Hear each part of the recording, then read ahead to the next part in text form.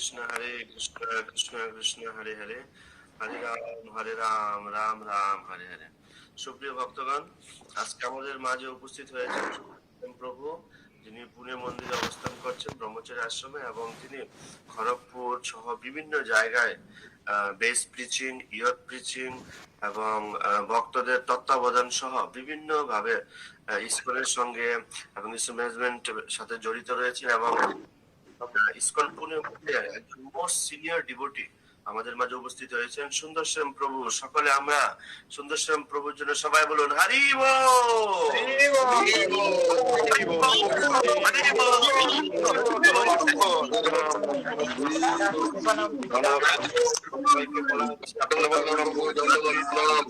সকলে আনমিট। हरे कृष्ण कृष्ण दंडवत प्रणाम दंडवत दंडवत दंडवत प्रणाम। আমরা অত্যন্ত সৌভাগ্যবান যে সুন্দরশ্যাম প্রভুর কৃপা আমরা লাভ করতে পারছি। শুদ্ধ ভক্তের শ্রীমুখ থেকে শ্রবণ করার এক বিশেষ প্রয়াস আমাদের এই দামোদর মাসে আমরা পাচ্ছি। তো সেজন্য আমরা সকলের কাছে বিনীত অনুরোধ থাকবে, আপনারা অপ্রয়োজনীয় কখনো আনমিউট করবেন না, মিউট থাকবেন। যদি কেউ কোনো প্রশ্নের উত্তর দিতে চান সেই কারণে শুধু কেবলমাত্র আনমিউট করবেন। সকলের কাছে বিশেষ অনুরোধ থাকবে। এবং 1 ঘন্টা আমাদের জন্য অত্যন্ত গুরুত্বপূর্ণ। প্রভু অত্যন্ত ব্যস্ত থাকা সত্ত্বেও আমাদেরকে এই সময় দিয়েছেন এবং আমাদের প্রভুর কাছ থেকে কৃষ্ণ কথা শ্রবণ করবে, এটা আমাদের সবার জন্য অত্যন্ত অত্যন্ত গুরুত্বপূর্ণ। হরে কৃষ্ণ। সকলের কাছে বিনীত অনুরোধ থাকবে, আপনারা সকলে অত্যন্ত মনোযোগ সহকারে প্রভুর পাঠ শ্রবণ করবেন। হরে কৃষ্ণ।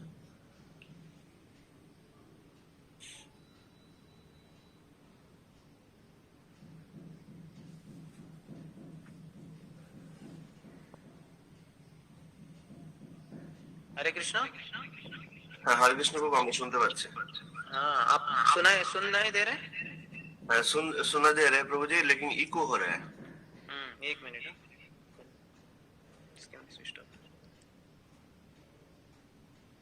अभी हाँ ठीक है, अभी ठीक है प्रभु। और रिकॉर्डिंग एक्सेस है क्या प्रभु? रिकॉर्डिंग लेट मी चेक प्रभु।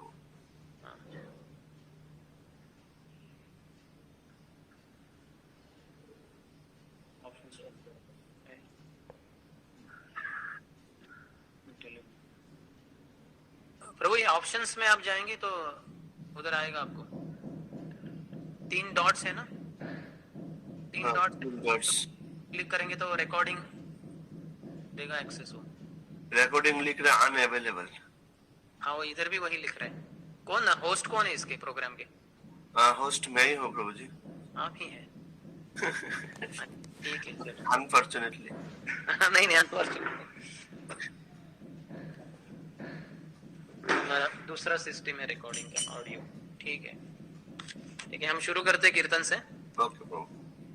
जय राधा माधव कुंज बिहार गोपी जन वल्लभ गिरिवर धारी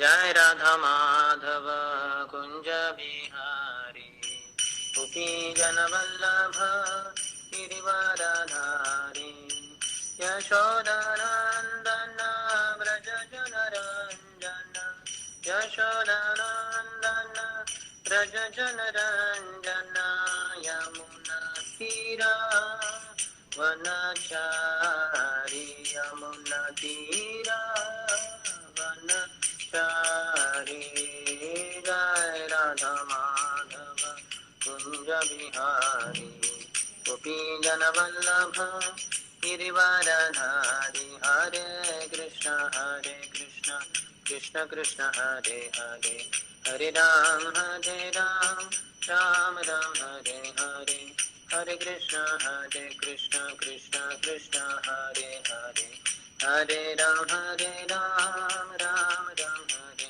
हरे हरे कृष्ण कृष्ण कृष्ण हरे हरे हरे राम राम राम हरे हरे हरे कृष्ण कृष्ण कृष्ण हरे हरे हरे राम राम राम हरे हरे हरे कृष्ण कृष्ण कृष्ण हरे हरे हरे राम राम राम हरे हरे हरे कृष्णा कृष्ण कृष्ण हरे हरे, हरे राम राम राम हरे हरे, हरे कृष्णा कृष्ण कृष्ण हरे हरे, हरे राम राम राम हरे हरे, गौरनिताय गौरनिताय श्री श्री गौरनिताय, जय प्रभुपाद जय प्रभुपाद जय श्रील प्रभुपाद। जय ओम विष्णुपाद परमहंस परिव्रजकाचार्य अष्टोत्तर शत श्री श्रीमती डिवाइन ग्रेस अभय चरणारविंद भक्ति वेदांत स्वामी श्रील प्रभुपाद की, इस्कॉन फाउंडर आचार्य बीबीडी founder Acharya saviour of the whole world Srila Prabhupada की। जय ओम विष्णुपाद परमहंस परिव्रजकाचार्य अष्टोत्तर शत श्री श्रीमती भक्ति सिद्धांत सरस्वती गोस्वामी ठाकुर श्रील प्रभुपाद की, अनंत कोटि वैष्णव वृंद की, रामाचार्य श्री हरिदास ठाकुर की। प्रेम से कहो श्री कृष्ण चैतन्य प्रभु नित्यानंद, श्री अद्वैत गदाधर श्रीवासादि गौर भक्त वृंद की। श्री श्री राधा कृष्ण गोपिका श्याम कुंड राधा कुंड गिरिराज गोवर्धन की। ब्रजभूमि श्री वृंदावन धाम की, मथुरापुरी धाम की, पुरुषोत्तम क्षेत्र श्री जगन्नाथपुरी धाम की, श्री नवद्वीप मायापुर धाम की, गंगा मैया की, यमुना मैया की, भक्ति देवी की, श्रीमती तुलसी महारानी की, समवेत गौर भक्त वृंद की। श्री श्री राधा वृंदावन चंद्र की, श्री श्री राधा माधव अष्ट सखी वृंद की, श्री श्री जगन्नाथ बलदेव सुभद्र मैया की, श्री श्री गौर निताय की। ग्रंथराज श्रीमद् भागवतम की, निताय गौर प्रेमानंदे। All glories to the assembled devotees, all glories to the assembled devotees, all glories to the assembled devotees, all glories, all glories, all glories to Shri Guru and Shri Gauranga. नमो विष्णुपदाय कृष्ण प्रतिष्ठाय भूतले श्रीमते भक्ति वेदांत स्वामी नित्य नामिने, नमस्ते सरस्वती देवे गौरवाणी प्रचारिणे, निर्विशेष शून्यवादी पाश्चात्य देश तारिणे। ओम नमो भगवते वासुदेवाय, ओम नमो भगवते वासुदेवाय, ओम नमो भगवते वासुदेवाय। हरे कृष्णा। मुझे बहुत ही आनंद हो रहा है अब इस सभी भक्तों के बीच में कुछ भागवत कथा करने का ये सुवर्ण अवसर प्राप्त हुआ है। हम आपसे मिले थे शायद 5 महीने पहले करीबन, मई या जून महीने में। मैं श्रीमान गिरिराज प्रभु, ये जो संघ है इसमें आप सब भक्तों से, जब मायापुर में हमारा कैंप था NIT राउरकेला के भक्तों का, तो जाते समय आप सबसे मिले थे वहाँ, आप सबको याद है शायद। और अभी करीबन 5-6 महीने के बाद फिर से ये अवसर प्राप्त हुआ है आप सबके बीच में ये सेवा करने का। तो सर्वप्रथम आपका हमारे श्री श्री राधा वृंदावन चंद्र मंदिर इस्कॉन पुणे में स्वागत है। और ये हमारे ब्रह्मचर्य आश्रम का, मैं जिस रूम में रहता हूँ इसमें ही है। ये सामने जो आप देख रहे हैं लॉकर के ऊपर श्री श्री राधा वृंदावन चंद्र की विग्रह, और उसके ऊपर पूरा ऑल्टर, और ऊपर प्रभुपाद के सर को जो दर्द हो रहा है भगवान कृष्ण मिटा रहे हैं उनको मसाज करके, और ऊपर जगन्नाथ बलदेव सुभद्रा। इसके सामने मैं बैठता हूँ हमेशा, काफी बार दिन में, और इसके सामने जप करता हूँ वगैरह। तो आपका हमारे रूम में भी स्वागत है। तो आज हम चर्चा कर रहे हैं श्रीमद् भागवतम के 3 स्कंद के 7वें अध्याय से, जिसका शीर्षक है विदुर द्वारा अन्य प्रश्न, जिसमें श्लोक संख्या पहले और दूसरे के ऊपर चर्चा करेंगे। पहले के लिए तात्पर्य नहीं है, मैं श्लोक और उसका अनुवाद पढ़ता हूँ। श्री शुक उवाच एवं ब्रुवाणं मैत्रेयं द्वैपायन सुतो बुधः प्रीणयन् नीव भारत्या विदुरः प्रत्यभाषत। श्री सुखदेव गोस्वामी ने कहा, हे राजन, जब महर्षि मैत्रेय इस प्रकार से बोल रहे थे तो द्वैपायन व्यास के विद्वान पुत्र विदुर ने यह प्रश्न पूछते हुए मधुर ढंग से एक अनुरोध व्यक्त किया। तो ये जो हम 3 स्कंद देख रहे हैं, तो इसमें विदुर और मैत्रेय का संवाद हो रहा है। जो दुर्योधन के द्वारा विदुर जी, उनके चाचा ही थे, उनका अपमान होने के बाद उन्होंने देखा कि ये भगवान की बहुत अच्छी व्यवस्था है, जिसके द्वारा मैं भगवान के जो अन्य बहुत विभिन्न तीर्थ क्षेत्र है उनको भेंट दे सकूं। तो उन्होंने राजपाट से सब अपना कार्य अंत करके वो निकल पड़े और भारत भर में अलग अलग तीर्थ क्षेत्रों में घूम रहे थे।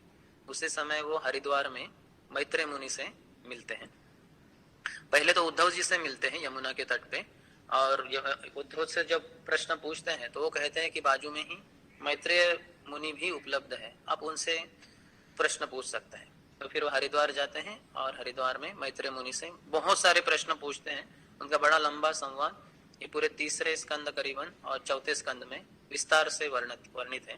तो इसमें बहुत सैकड़ों प्रश्न पूछे गए विदुर जी के द्वारा। तो ये प्रश्न जो है विशेषतः 7वें अध्याय में शीर्षक ही है विदुर द्वारा अन्य प्रश्न। पहले तो प्रश्न पूछ चुके हैं और भी कुछ प्रश्न है। तो वो कहते हैं कि द्वैपायन व्यास के विद्वान पुत्र, हम जानते हैं महाभारत की विदुर जी की कथा कि वो कैसे धृतराष्ट्र और पांडु के जो व्यासदेव जी हैं वो अंबिका और अंबालिका के द्वारा पुत्र उत्पन्न हुए, धृतराष्ट्र और पांडु। उसके बाद फिर से जब उनको व्यासदेव जी के साथ संग करना था तो उन्होंने अंबिका और अंबालिका दोनों डर गई और उन्होंने एक दासी को सामने किया जिनके साथ संग करके व्यासदेव जी ने विदुर जी को पुत्र के रूप में पाया। तो ये विदुर व्यासदेव जी के पुत्र हैं। तो ये भी बड़े विद्वान हैं, भगवान की शुद्ध भक्त हैं और वही यमराज हैं साक्षात। तो यमराज हमारे महाजन भी है। तो ये बहुत ही मधुर ढंग से एक प्रश्न पूछ रहे हैं, कुछ अनुरोध व्यक्त कर रहे हैं जो दूसरे श्लोक में है। विदुर उवाच ब्रह्मन् कथं भगवतं चिन्मात्रस्य विकारिणः लीलया चापि युज्येर निर्गुणस्य गुणः क्रियः। श्री विदुर ने कहा, हे महान ब्राह्मण, चूंकि पूर्ण पुरुषोत्तम भगवान संपूर्ण आध्यात्मिक समष्टि है और अविकारी है, तो फिर वे प्रकृति के भौतिक गुणों तथा उनके कार्यकलापों से किस तरह संबंधित हैं? यदि यह उनकी लीला है तो फिर अविकारी के कार्यकलाप किस तरह घटित होते हैं और प्रकृति के गुणों के बिना गुणों को किस तरह प्रदर्शित करते हैं? तो ये इनका जो प्रश्न है काफी जटिल लग रहा है, थोड़ा है भी एक तरीके से, क्योंकि भगवान की जो सृष्टि लीला है इसके बारे में वर्णन है। भगवान की हम रास लीला जानते हैं, प्राय जो भी भागवत कथाएं भागवत कथाकार करते हैं तो वो प्राय रास लीला के ऊपर ही चर्चा करते हैं। जो भी 7 दिन करते हैं तो बस दशम स्कंद के ऊपर, और इसमें भी रास लीला। मैं कल ही पढ़ रहा था, प्रभुपाद अपने बहुत सारे जगह पे कॉन्वर्सेशन में बोलते हैं कि ये लोग राधा और कृष्ण की लीलाओं का, विशिष्ट राधा रानी को कृष्ण का और या गोपियों को राधा कृष्ण आलिंगित कर रहे हैं, उनको चुंबन कर रहे हैं, यही उनका वर्णन रहता है।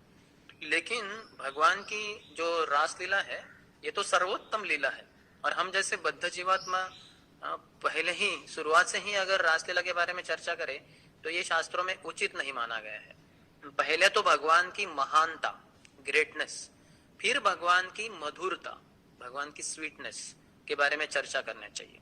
कोई भी व्यक्ति से हम मिलते हैं तो उनके निजी जो जीवन है, प्राइवेट लाइफ, उसके बारे में चर्चा नहीं करते कि आपकी पत्नी का नाम क्या है, फिर आप कौन से कपड़े पहनते हैं, ये सब नहीं पहनते। पूछते हम क्या बोलते हैं कि आपका नाम क्या है, तो फिर वो नाम बताएगा, मैं ऐसे ऐसे हूँ। और फिर आप काम क्या करते हैं, तो फिर बोलेंगे ऐसे कंपनी में जॉब करता हूँ, मैं सीनियर एग्जीक्यूटिव डिजाइनर हूँ, वगैरह वगैरह, ऐसा कुछ तो बताएंगे वो।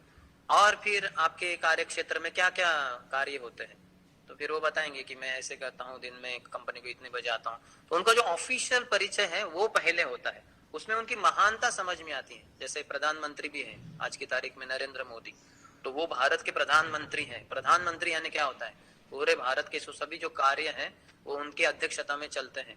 फिर सभी जो सीएम हैं, अलग अलग स्टेट्स, राज्य हैं, उनके जो चीफ मिनिस्टर है वो सब प्रधानमंत्री के निर्देश के अनुसार चलते हैं। ये सब जानना होता है।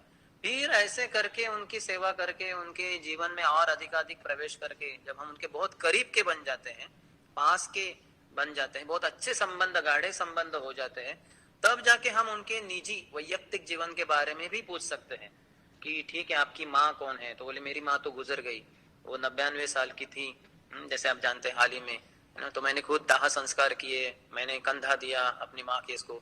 तो इन जो निजी जीवन के बारे में बाद में पूछा जाता है, पहले तो उनकी महानता, उनका जो ऑफिशियल प्रेजेंस है उसके बारे में चर्चा होती है। तो यहाँ भगवान की सृष्टि लीला का वर्णन है, ये भी भगवान की बहुत ही महत्वपूर्ण लीला है, सृष्टि लीला। क्योंकि क्योंकि क्या है, ये जो महत तत्व है, बहिरंगा शक्ति है भगवान की। तो आचार्य विश्वनाथ चक्रवर्ती ठाकुर हमारे रसिक आचार्य हैं, तो तुलना करते हैं कि जैसे भगवान की दो पत्नियां हैं। तो एक जो पत्नी है वो अंतरंग शक्ति है, श्रीमती राधा रानी है, और दूसरी है जैसे ये महत तत्व से बनी हुई ये बहिरंग शक्ति।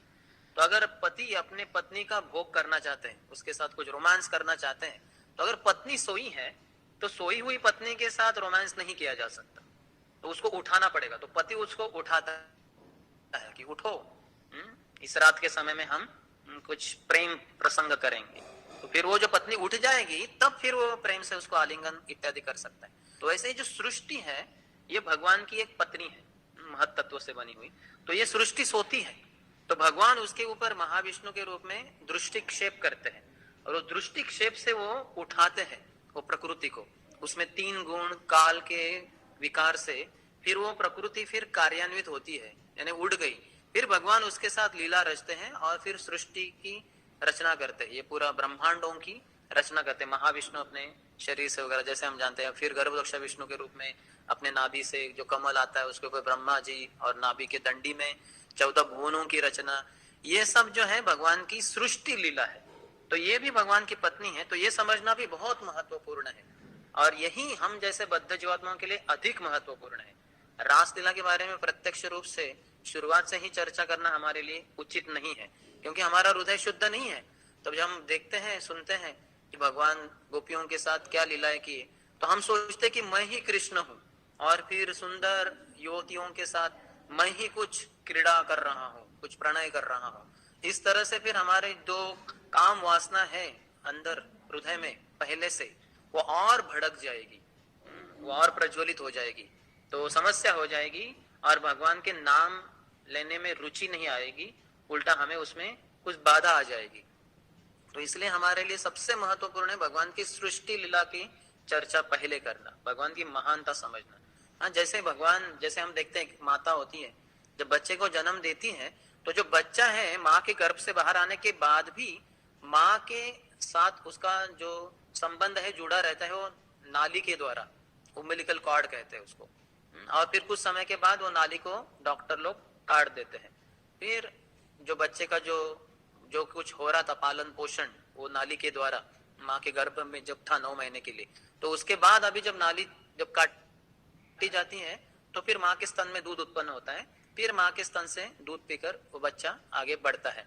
तो उसी तरह से हम देख सकते हैं भगवान के नाभि से ही ये नाली निकलती है, और उसके ऊपर कमल खिलता है, और उसके ऊपर ब्रह्मा जी का जन्म होता है, और वो नाली के अंदर ही 14 भुवनों की रचना होती है, जिसके अंतर्गत हम सब निवास करते हैं, और हमारे पालन पोषण के लिए भगवान ने सब व्यवस्था कर चुकी है।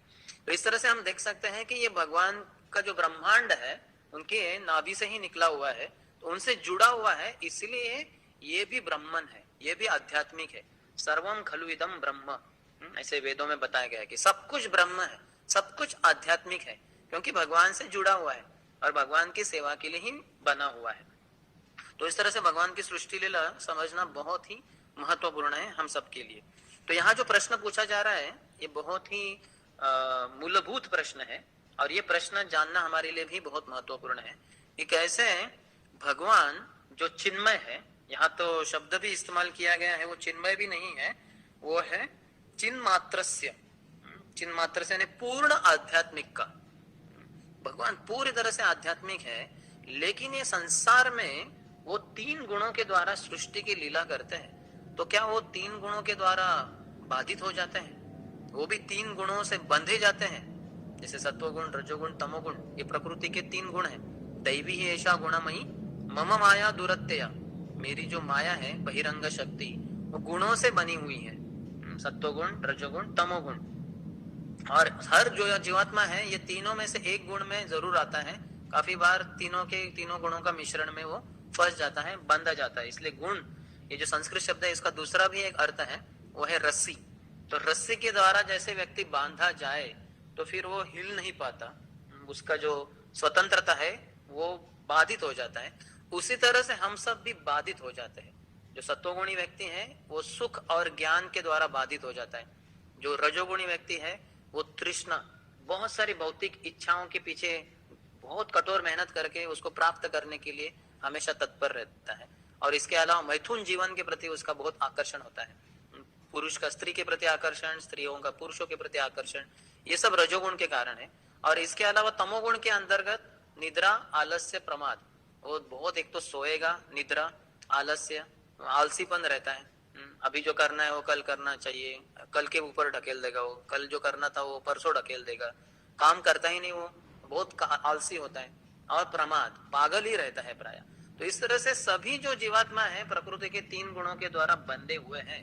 तो भगवान जो सृष्टि की लीला करते हैं, इसमें तीनों गुणों की रचना करते हैं, क्या ये 3 गुणों के द्वारा भगवान भी बाधित होते हैं? ऐसे विदुर जी का प्रश्न है।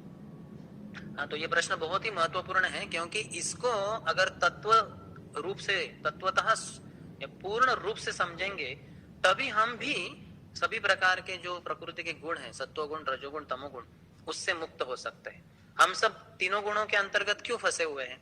क्योंकि हमारी इच्छा थी भगवान से स्वतंत्र होकर भोग करने की। तो इसलिए हमें इस संसार में भेजा गया, ये शरीर हमें दिया गया, और फिर ये प्रकृति जिसमें सत्वगुण, रजोगुण, तमोगुण का बड़ा प्रभाव है, 24 घंटा इसका प्रभाव पूरे जीवन काल में रहता है। इससे बाहर निकलना है तो भगवान तीनों गुणों के ऊपर है, हम त्रिगुणाधीन है। हम त्रिगुणों के, सत्वगुण, रजोगुण, तमोगुण, ये 3 गुणों के अधीन है। लेकिन जो माया है वो भगवान की गुणोमयी है, गुणमयी है, वो सत्वगुण, रजोगुण, तमोगुण से बनी हुई है। और भगवान जो है ये मायातीत है, माया के अतीत, माया के परे है। ये समझना बहुत ही महत्वपूर्ण है। अगर हम समझेंगे कि भगवान हमारे जैसे ही आए इस संसार में, हमारे जैसे ही शरीर, पंच महाभूत का बना हुआ शरीर उनका भी था, और फिर वो भी 3 गुणों के अंदर फंसे हुए, ऐसे अगर हम सोचेंगे तो कभी भी जप में परिपूर्णता या हमारे भजन में, हमारे भक्ति में परिपूर्णता नहीं प्राप्त कर पाएंगे, क्योंकि भगवान को हम ठीक से समझ नहीं पा रहे हैं। भगवान जैसे 4थे अध्याय के 90वें श्लोक में कहते हैं, जन्म कर्म च मे दिव्यम एवं यो वेत्ति तत्वतः त्यक्त्वा देहम पुनर्जन्म नैति मामेति सो अर्जुन, कि मेरा जन्म और कर्म दिव्य है। 2 चीजें भगवान के बारे में। तो जन्म तो शुरुआत में भगवान प्रकट हुए वसुदेव देवकी के पुत्र के रूप में, वहां हम देखते हैं कि भगवान काले लंबे, जो सिल्क रेशम जैसे उनके लंबे काले घुंघराले बाल थे, वो सभी गहनों के साथ प्रकट हुए थे, कपड़ों के साथ। हम प्रकट होते हैं, हमारा जन्म होता है तो हम तो नंगे रहते हैं, सर के ऊपर कुछ बाल नहीं रहते, हमारे कुछ जेवर तो होते ही नहीं सोने के वगैरह। तो भगवान पूर्ण ऐश्वर्यों से युक्त, ऐसे उनका जन्म दिव्य है, और उनके कर्म भी सब दिव्य है, यहाँ तक कि सृष्टि लीला भी उनकी दिव्य है।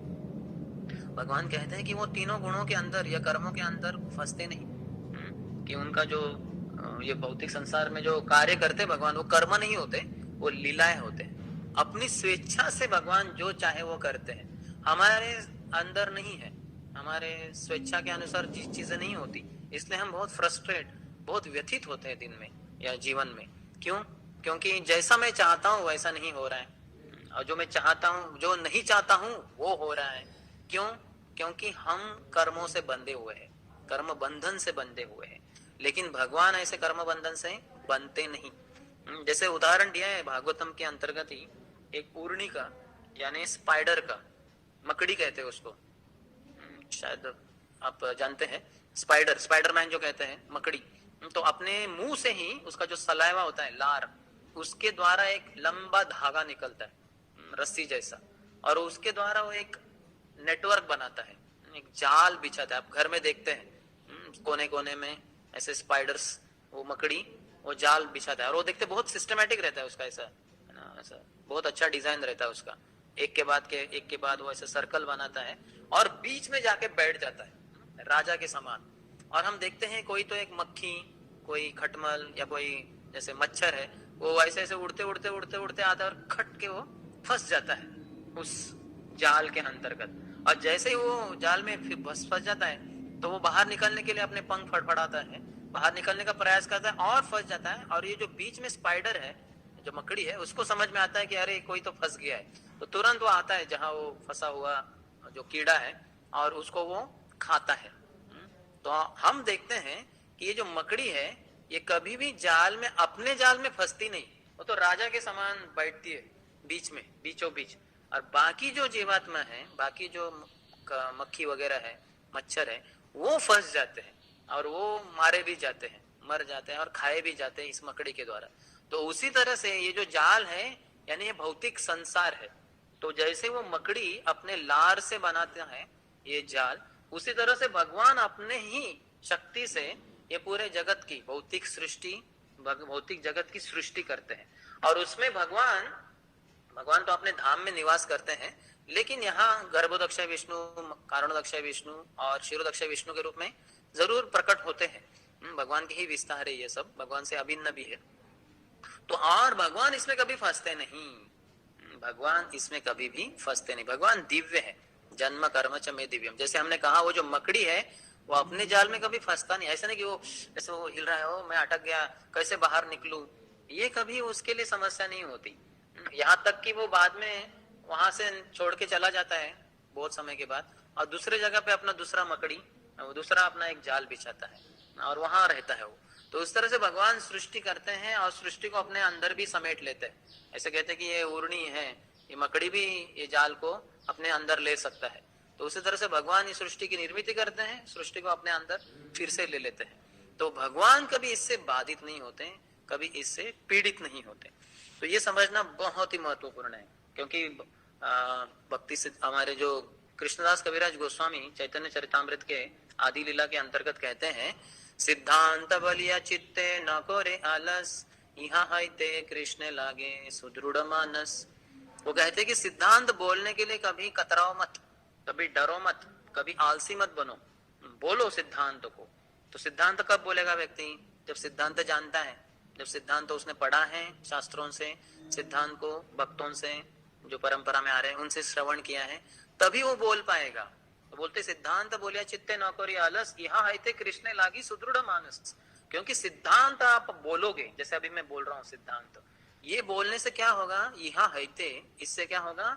कृष्ण लागी सुदृढ़ मानस, कृष्ण के प्रति आपका मन पूरा स्थित हो जाएगा, स्थिर हो जाएगा, चित्त भगवान के प्रति आसक्त हो जाएगा। तो ये बहुत ही महत्वपूर्ण है, क्योंकि हमारा चित्त, हम देखते जप करते समय भगवान की जो स्थिति है, भगवान की जो दिव्यता है, उसको हम समझ नहीं पाते। यहाँ तक कि उल्टा होके हमारी दिव्यता को हम सोच रहे कि मैं कितना महान हूँ, मैंने ये किया है, मैंने वो किया है, मैं इतने कंपनी का मालिक हूँ, या फिर मैं ऐसे एम्प्लॉयज मेरे अंडर काम करते हैं, या फिर भक्ति में भी आ गए तो मैंने इतने पुस्तक वितरण किए, मैं भक्तों में दीक्षित हूँ, सब मुझे झुकते हैं, मैं ये हूँ, मैं वो हूँ। तो हम अपनी ही दिव्यता के बारे में सोच रहे हैं, लेकिन दिव्यता तो कुछ है ही नहीं हम में। हमारी तो सब भौतिकता है, हमारा कुछ दिव्य नहीं है। जो एक प्रामाणिक इच्छा है कि मैं अपने गुरु की और वैष्णव की सेवा करूं, और उसके लिए जो प्रयत्न है वो भगवान कहते हैं दिव्य है। लेकिन हम बाकी भौतिक हमारे जो सब पोजीशंस है एंड पोजीशंस है, हमारे जो भी कुछ अधीन में है, या हमारे जो पोजीशन, हमारी कुछ एक पद है हमारे अंतर्गत, तो उसके बारे में हम दिव्यता सोचकर जब में मार खा जाते हैं। क्योंकि मैं अपने आप को श्रेष्ठ समझ रहा हूँ, फिर और मुंह से क्या बोल रहा हूँ? हरे कृष्ण कृष्ण कृष्ण हरे हरे, हरे राम राम राम हरे हरे। भगवान आप सर्वोत्कृष्ट हैं, आप महान हैं, आपसे ही भौतिक संसार, आध्यात्मिक संसार आता है, और मैं आपको शरण आता हूँ, आपकी सेवा की मांग कर रहा हूँ, कृपया मुझे कुछ सेवा दीजिए। तो हम हमारे सोच में, चित्त में जो विचार चल रहा है, चेतना जो है, और बाहर से जो बोल रहे हैं, इसमें जमीन आसमान का अंतर है। तो ये अंतर के कारण हम जप में मार खा जाते हैं। तो जप करते समय ये बाधा क्यों आती है? क्योंकि हम अपने आप को दिव्य समझ बैठते हैं और भगवान की दिव्यता को हम भौतिकता समझते हैं। जैसे भगवान कहते हैं कि नाहम प्रकाश सर्वस्य योग माया समावृतः मूढ़ोयम नाभि जानाति लोकोभ्यम मामे अव्ययम। वो कहते हैं कि मैं प्रकाश, हम प्रकाश सर्वस्य, सभी को प्रकाशित नहीं होता, क्योंकि मैं अपनी योग माया शक्ति के द्वारा ढक जाता हूँ और लोगों को दिखाता नहीं। जैसे सूरज है, जैसे अभी भी आप देख सकते हैं यहाँ पूना में सब बादल छाए हुए हैं, ये जो ठंडी के दिन है, तो उसके कारण अभी सूरज दिख नहीं रहा है, लेकिन सूरज उग गया है। Rising of the sun has happened already, लेकिन सन दिख नहीं रहा, सन रेज दिख नहीं रहे क्योंकि ढक गए। तो ये सूरज ढका नहीं है, हमारी दृष्टि है वो ढक गई है क्योंकि ये बादल बीच में आए। उसी तरह से माया के द्वारा आवृत्त होकर हमारी भगवान को देखने की जो दृष्टि है ये बंद जाती है, ये बंद हो जाती है और इसके द्वारा हम भगवान को देख नहीं पाते। तो सिद्धांत को अच्छे से समझने से ये हमारे चित्त के ऊपर, हमारे चेतना के ऊपर जो भी बादल छाए हुए हैं वो सब दूर हो जाते हैं। फिर कृष्ण जो सूर्य के समान बहुत ही दहक रहे हैं, प्रज्वलित दिख रहे हैं, दैदीप्यमान है, वो हमें पूरे दिख सकते हैं और फिर सब जगह पे भगवान की ही अनुभूति होती है। यो माम पश्यति सर्वत्र सर्वं च मयि पश्यति तस्याहं न प्रणश्यामि स च मे न प्रणश्यति। जो मुझे सब जगह पे देखता है और सब चीजों में मुझे देखता है और मुझ में सब चीजों को देखता है, उसको वो कभी भी मुझे खोता नहीं और मैं उसको कभी खोता नहीं, उनका हमेशा घनिष्ठ संबंध रहता है। तो ये समझना बहुत ही महत्वपूर्ण है। तो अभी हम थोड़ा तात्पर्य भी देखेंगे। प्रभुपाद ने थोड़ा लंबा तात्पर्य लिखा है, आचार्य ने बहुत टीका टिप्पणी की है, लेकिन संक्षिप्त में जैसा कि पिछले अध्याय में वर्णन हो चुका है, परमात्मा अर्थात परमेश्वर तथा जीवों में अंतर यह है कि विराट जगत को उत्पन्न करने में भगवान के कार्यकलाप उनकी विविध शक्तियों के द्वारा संपन्न होते हैं, किंतु यह जगत जीवों को मोहग्रस्त करने वाला होता है। तो भगवान कहते हैं कि मेरी बहुत सारी शक्तियां हैं, कि परास्य शक्ति विविधैव श्रूयते। परास्य भगवान जो है, परास्य शक्ति कितनी शक्तियां हैं, विविधैव श्रूयते, बहुत विविध प्रकार की अनेक शक्तियां हैं। लीला शक्ति है, श्री शक्ति है, नीला भू, बहुत सारी शक्तियों का वर्णन किया गया है, अनंत शक्तियां एक तरीके से। तो भगवान अलग अलग अपनी लीलाओं के लिए अलग अलग वो जो शक्तियां हैं उनको इस्तेमाल करते हैं। जैसे हमारी भी देख सकते हैं, हम शारीरिक शक्ति होती है हमारी, जैसे आप कुछ चीजें उठा सकते हैं, 5 किलो 10 किलो आपका वजन उठा सकते हैं, कुछ टेबल उठा सकते हैं। फिर हमारा बौद्धिक शक्ति भी है, हम कुछ प्रश्न पूछे जाए तो उसको उत्तर दे सकते हैं। फिर हमारी कुछ देखने की भी शक्ति है, हम देख सकते हैं क्या सामने ऑब्जेक्ट है वगैरह। हमारी सुनने की भी शक्ति है, किसी ने कुछ आवाज दी या कुछ बोला तो हम उसको रिपीट कर सकते हैं। हमारी स्वाद करने की शक्ति है। ये सब शक्तियां कभी कम ज्यादा हो सकती है। जैसे बुढ़ापा हो गया तो हमारी देखने की शक्ति कम हो जाती है, सुनने की शक्ति कम हो जाती है, हियरिंग एड लगाना पड़ता है। या फिर जीवा है, अगर बुखार हो गया तो हमारा जो स्वाद है वो चला जाता है। तो हमारी शक्ति माया के द्वारा प्रभावित हो जाती है। लेकिन हम सब में भी कुछ अलग अलग प्रकार की शक्तियां है जरूर, लेकिन भगवान की तो अनंत शक्तियां है और ये अनंत शक्तियां भगवान के इशारे के अनुसार चलती है। हमारी शक्तियां हमारे कर्मों के अनुसार हमारे लिए कुछ समय के लिए कुछ हद तक कार्यान्वित होती है, बाद में वो छीनी जा जाती है। जैसे हमारी दृष्टि, हम देख सकते हैं कोई 60 साल का हो गया, 70 साल का, 80 साल का, उसकी दृष्टि में वो उतना तेज नहीं है, वो ठीक से देख नहीं पाता। दांत में हमारे चबाने की शक्ति है, लेकिन वही बूढ़े हो गए तो दांत गिर जाते हैं, नहीं तो फिर कमजोर हो जाते हैं। फिर जो हिलाने का प्रयास कर रहे हैं, अन्न जो मुंह में वो नहीं हिल रहा है, हमारे दांत ही हिल रहे हैं, तो हमारी शक्ति कम हो रही है। तो वैसे ही अलग अलग शक्तियां हमारी जो है, लेकिन भगवान की जो शक्तियां हैं ये विशेष शक्तियां हैं। तो वो ये भगवान अपनी शक्तियों को अपने अनुसार वो कार्य में लगाते हैं। इसलिए भगवान शक्तियों के स्वामी हैं, जबकि जीव उनके अधीन रहते हैं। भगवान मायातीत है, माया के परे है। मयाध्यक्षेण प्रकृति सोयते स चराचरम हेतु नाने न कौन्तेय जगत विपरिवर्तते। ये जो पूरा संसार है, भगवान कहते हैं कि मेरे अध्यक्षता में माया देवी कार्य कर रही है, जगत विपरिवर्तते। वो चर और अचर सृष्टि की निर्मित करती है माया, किसके? भगवान के अधीन होकर। भगवान अध्यक्ष है, जैसे मंदिर के अध्यक्ष होते, अधि अक्ष, जिनके आंखों के नीचे कार्य चलते हैं, यानी वो देख रहे हैं कैसे सब कार्य हो रहे हैं मंदिर में, तो उसको अध्यक्ष कहते हैं। कंपनी में भी प्रेसिडेंट रहता है, देश का भी प्रेसिडेंट राष्ट्राध्यक्ष रहता है, अध्यक्ष। अधि अक्ष, आंखों के नीचे जिसके सब काम चल रहे हैं, उसके आंखों के ऊपर कुछ नहीं, यानी उसको दिख नहीं सकता ऐसा कुछ नहीं, सब कुछ उसको दिख रहा है। वो कुछ कर नहीं रहा है, लेकिन उसको सब पता है क्या क्या कौन से डिपार्टमेंट में क्या क्या चल रहा है। तो वैसे माया भगवान के अध्यक्षता में कार्य करती है। भगवान कभी माया के अधीन नहीं होते, जैसे हम सब जीवात्मा माया के अधीन होते हैं, भगवान कभी भी माया के द्वारा अधीन नहीं होते। विदुर दिव्य कार्यकलापों के विषय में विविध प्रश्न पूछकर इस भ्रांत धारणा को स्पष्ट कर रहे हैं कि जब भगवान पृथ्वी पर अपने अवतार के रूप में प्रकट होते हैं या अपनी समस्त शक्तियों में समेत स्वयं प्रकट होते हैं, तो वे भी सामान्य जीव की तरह माया के द्वारा प्रभावित होते हैं। ऐसे सामान्यतः बहुत सारे बद्ध जीवात्मा सोचते हैं कि भगवान माया के अधीन हो जाते हैं। जैसे हम मायाधीन है, जन्म लिए, वैसे ही भगवान भी जन्म लिए तो भगवान भी माया के अधीन है, लेकिन वो माया के अधीन नहीं है। जैसे हमने उदाहरण दिया वो मकड़ी का, स्पाइडर का, वो कभी भी, हालांकि जाल में बाकी मक्खियां या मच्छर फंस जाते हैं, वो मकड़ी फंसता नहीं, वो तो उसका राज है, उसके ऊपर वो राज करता है। तो उसी तरह से भगवान कभी भी मायाधीश होने के कारण माया के अधीन नहीं होते। सामान्यतः यह उन अल्पज्ञ दार्शनिकों की धारणा है जो भगवान तथा जीवों के पद को एक स्तर का मानते हैं। इसी को मायावाद भी कहते हैं, जिसमें कहते हैं कि भगवान भी जब इस संसार में आते हैं तो माया के अधीन हो जाते हैं। तो उनका शरीर भी पंच महाभूत से बना है, पृथ्वी, आप, वायु, तेज, आकाश, जैसे हम सबका है। तो इसको ही मायावाद कहते हैं। इसलिए प्रभुपाद का प्रणति मंत्र क्या है? निर्विशेष शून्यवादी पाश्चात्य देश धारिणी।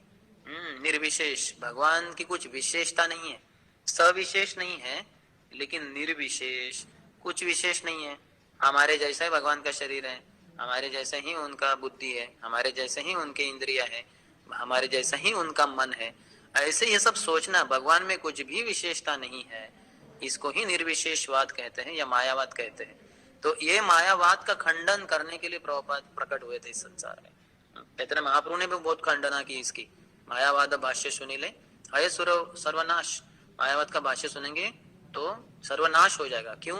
क्योंकि मायावादी कृष्ण अपराधी, कृष्ण का अपराध करते हैं। जैसे कोई कहेगा नरेंद्र मोदी प्राइम मिनिस्टर जो है वो आपके और हमारे समान ही है, उनको भी टॉयलेट बाथरूम साफ करने होते हैं, उनको भी घर में सब सब्जी वगैरह खरीदनी पड़ती है, उसको भी अपनी पत्नी की सुनना पड़ता है। ऐसा सब नहीं है, वो पूरे राष्ट्र को चला रहे हैं। तो ये गलत धारणा जो है, भ्रांत धारणा, इसको मिटाना बहुत महत्वपूर्ण है। इसके लिए तत्व जानना बहुत महत्वपूर्ण है। भगवान का अस्तित्व दो तरीके से हम समझ सकते हैं, एक तो तत्व के रूप में और दूसरा रस के रूप में। तो तत्व के रूप में उनकी जो महानता है, कैसे सृष्टि की और आध्यात्मिक सृष्टि की वो उत्पत्ति करते हैं, उनके बहुत सारे विस्तार है, बहुत कुछ वो तत्व में आता है। और रस में उनके जो बहुत ही प्रेममय भक्त है, प्रेममयी भक्त, उनके साथ उनके कैसे रसों के आदान प्रदान करते हैं। जैसे अपने दासों के साथ दास्य रस में, अपने मित्रों के साथ सख्य रस में, अपने माता पिता और अन्य वरिष्ठों के साथ वात्सल्य रस में, और अपने प्रियसियों के साथ माधुर्य रस में, कैसे भगवान आदान प्रदान करते हैं और उसके द्वारा वो अधीन हो जाते हैं। माया के अधीन नहीं होते कभी, लेकिन भगवान की जो योग माया शक्ति के अंतर्गत अंतरंग शक्ति जो है, श्रीमती राधा रानी के अधीन होते हैं, गोपियों के अधीन होते हैं। बड़ी वाली गोपियां कहते हैं अरे कान्हा नाचो, और वो गाती हैं, तालियां बजाते हैं और कान्हा नाचते हैं। जैसे वो ताल दे रहे हैं वैसे कृष्ण नाचते हैं। तो भगवान जिनके उंगलियों के चले पूरे संसार नाच रहा है, पूरी माया देवी नाच रही है, वो भगवान नाचे जाते हैं, नचाए जाते हैं अपने भक्तों के द्वारा, उनके प्रेम के द्वारा। जैसे हम ये दामोदर लीला, दामोदर मंथ में मना रहे हैं, हम देखते हैं कि तथा प्रेम भक्तिम स्वकाम में प्रयच्छ, वो गीत में सत्यव्रत मुनि जो हम दामोदर अष्टकम गाते हैं, तो उसमें देखते हैं कि कैसे यशोदा माई से डरे हुए हैं, पूरे संसार डरता है भगवान से। यद विभेति स्वयं भयम, यमराज डरते हैं भगवान से। जैसे कृष्ण जब अपने गुरुदेव जो सांदीपनि मुनि, उनके पुत्र को जब पाए, वो प्रभास क्षेत्र में जाके समुद्र में उन्होंने शंखचूड़ को, उन्होंने जो पांचजन्य राक्षस को मारे और देखा कि उसके पेट में तो है नहीं गुरु पुत्र, फिर वो चले गए यमपुरी में, संयमणिपुरी, और फिर शंख बजाया, जो पांचजन्य शंख मिला था, वो राक्षस का ही शरीर जो था शंख के रूप में, तो तुरंत यमराज जी बाहर आ गए। यमराज जी दौड़ के आ गए, आरती की भगवान की, भगवान को स्वागत किए। तो यमराज भी भगवान से डरते हैं, लेकिन यहाँ यशोदा माई से डर रहे भगवान। क्यों? क्योंकि ये भगवान रस के वशीभूत होकर वात्सल्य रस में माता यशोदा के प्रेम में बांधे जाते हैं। इस संसार में भगवान को बांधने की कोई रस्सी न कभी पैदा हुई थी, न कभी पैदा हुई है, न कभी पैदा हो पाएगी। लेकिन प्रेम की रस्सी जो है भगवान को पूरी तरह से बांध देती। माता यशोदा ही नहीं बांधे थे भगवान को, लेकिन राधा रानी भी बांधी थी। हम जो काफी बार ये जो गीत गाए हैं सत्यव्रत मुनि ने, इसमें यशोदा जी का वर्णन है, लेकिन हम अंत में क्या गाते हैं? जय राधा दामोदर राधा दामोदर राधे, दामोदर राधा रानी कहाँ से आ गई इसमें? क्योंकि एक बार प्रेम में राधा रानी ने भी कृष्ण को बांध दिया था। और ये राधा रानी का जो प्रेम है श्रृंगार रस में, ये यशोदा माई ने जो बांधा हुआ वात्सल्य रस में रस्सी है, उससे अधिक शक्तिशाली है। ये यशोदा माई का भी बहुत शक्तिशाली है।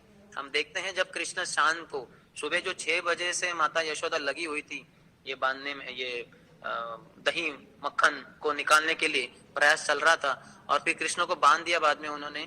तो ये लीला बहुत लंबे समय तक चली, शाम तक चली। वो शाम को 6-7 बज गए हो तब बांध दिया भगवान को, क्योंकि भगवान के लिए रस्सियां कम पड़ रही थी, जैसे हमारे आचार्यगण बताते हैं। तो बाद में अपना काम करने के लिए चले गए, और भगवान ने वो जो 2 बड़े वृक्ष थे उनको तोड़ दिया, उखल उसमें अटक गया वगैरह, यमलार्जुन को नीचे गिरा दिया।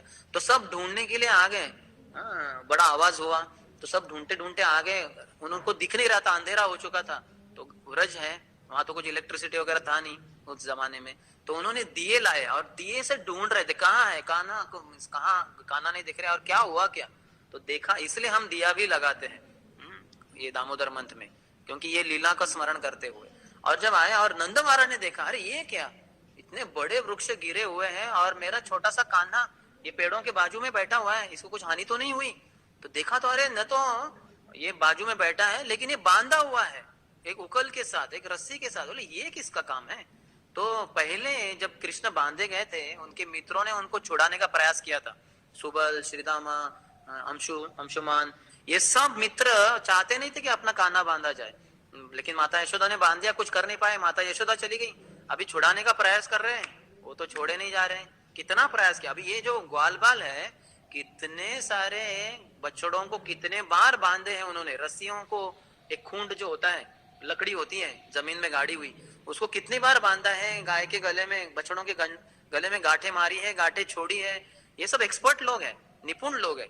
लेकिन माता यशोदा ने जो वात्सल्य रस में कृष्ण को बांधा है, वो रस्सी को ये ग्वालबाल जो सख्य रस में है, ऊंचे रस का, वात्सल्य रस की डोरी को वो छोड़ नहीं पाए। इतने सारे ग्वालबाल, कोई कुछ नहीं कर पाया।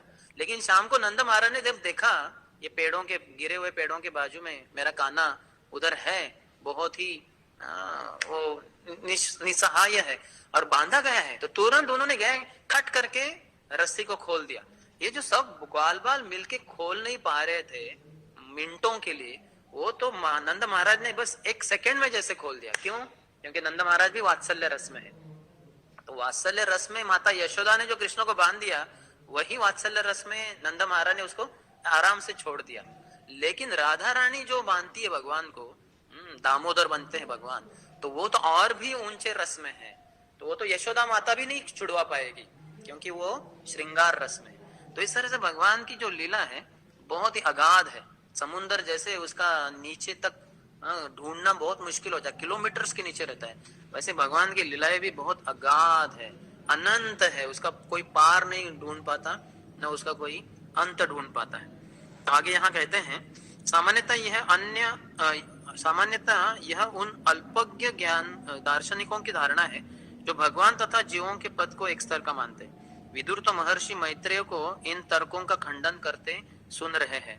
इस श्लोक में भगवान को चिन्मात्र या पूर्णतया आध्यात्मिक बतलाया गया है। भगवान में अनेक अद्भुत वस्तुओं को, चाहे वे नश्वर हो या स्थायी हो, उत्पन्न करने तथा प्रकट करने की असीम शक्तियां है। जैसे हमने मकड़ी का उदाहरण दिया, वो जाल को प्रकट करता है अपने ही मुंह से, तो भगवान भी करते हैं। चूंकि यह भौतिक जगत उनकी बहिरंगा शक्ति की सृष्टि है, अतएव यह नश्वर प्रतीत होता है। तो बहिरंगा शक्ति ये नश्वर यानी ये एक तरीके से देखा जाए तो इटर्नल है। जो 5 विषय है भगवद्गीता के, ईश्वर, जीव, प्रकृति, काल, कर्म, तो इसमें कर्म है वही टेम्पररी है, क्षणभंगुर है, लेकिन बाकी 4 के 4 वो शाश्वत है। तो प्रकृति भी शाश्वत है, लेकिन उसका प्राकट्य कुछ समय के लिए रहता है। सृष्टि, स्थिति, प्रलय। प्रकृति जो है वो प्रकट होती है, देखते हैं हम जगत सृष्टि, फिर वो स्थिति रहती है और फिर प्रलय हो जाता है। तो महाविष्णु पूरे ब्रह्मांडों को अपने शरीर में फिर से वापस ले लेते हैं, लेकिन प्रकृति रहती है, इसलिए वो शाश्वत भी है।